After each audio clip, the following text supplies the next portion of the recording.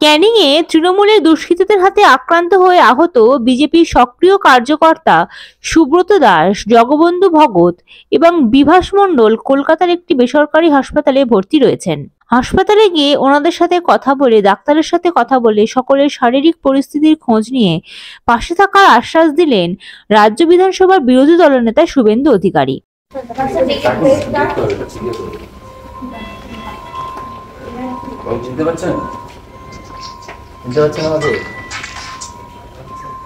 আপনি ভালো থাকুন।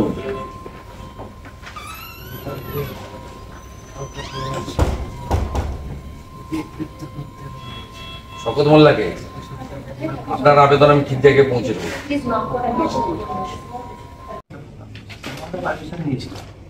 যাতে কোনো সমস্যা যাতে না তার জন্য ভিডিওর কাছ থেকে যেটা ওই সুবিধার্থীর পারমিশন সেটা নিতে দুদিন সময় লেগেছে।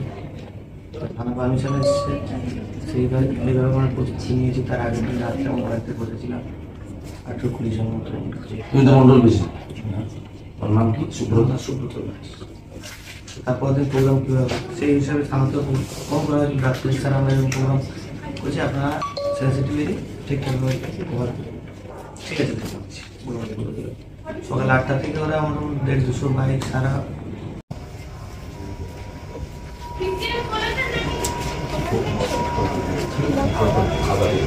হাসপাতাল থেকে বেরিয়ে তিনি সাংবাদিকদের মুখোমুখি হন।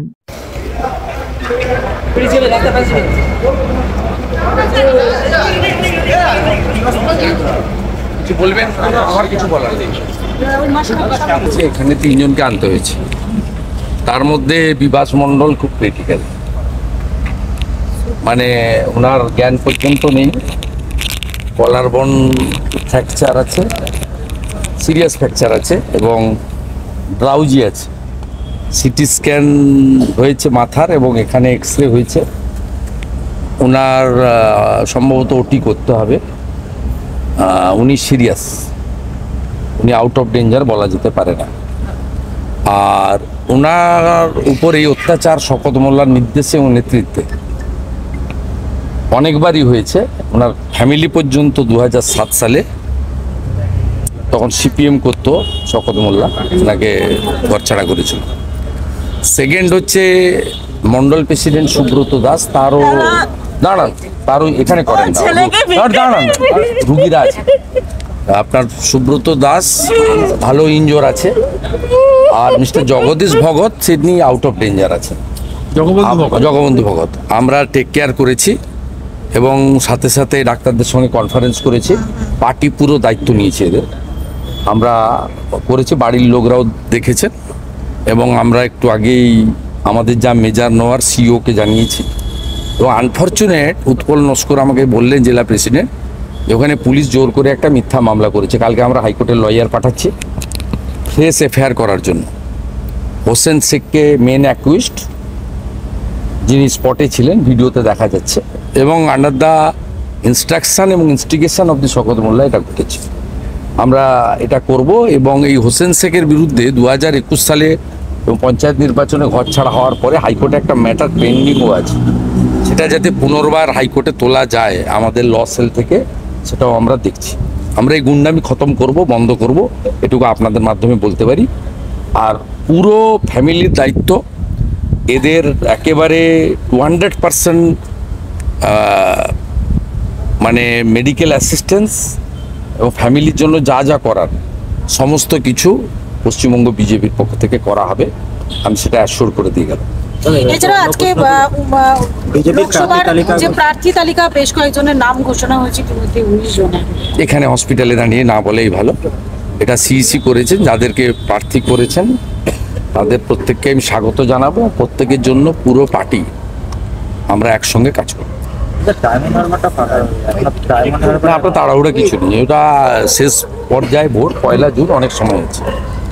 যেগুলো ফার্স্ট ফেজ, সেকেন্ড ফেজ দরকার ছিল, আমাদের তো সংগঠন ভোট করে। আর এই ভোটটা তো এমপি হওয়ার ভোট নয়, প্রধানমন্ত্রী করার ভোট। সবাই জানে যে নরেন্দ্র মোদীকে প্রধানমন্ত্রী করতে হবে, পদ্মে ছাপ দিতে হবে। তাপস রায়, অর্জুন সিং, অভিজিৎ গাঙ্গুলি, সবাই ক্যান্ডিডেট হয়েছে, ওয়েলকাম করছি।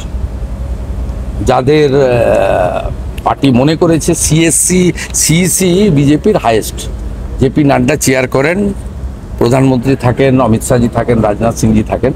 এরা যা ডিসিশন করেছে, we all are discipline worker. আমরা মনে করি সঠিক সিদ্ধান্ত নিয়েছেন, আমরা সবাই মিলে কাজ করি। বসিরহাট থেকে রেখা পাত্র যিনি face of the movement, appreciate করুন।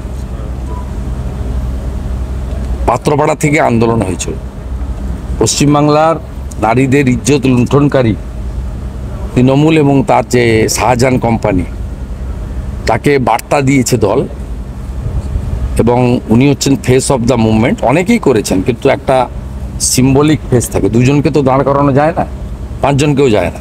মুভমেন্ট একা হয়নি, অনেকে মিলে করেছে, কিন্তু ভালো করেছে। এবং সবচেয়ে বড় কথা হচ্ছে দলিত পরিবারের মহিলা, একেবারে ফিশারম্যান কমিউনিটি থেকে, পৌণ্ড ক্ষত্রিয় থেকে আসছেন, এবং রিমোট এলাকা থেকে। এগুলো ভারতীয় জনতা পার্টিতেই সম্ভব।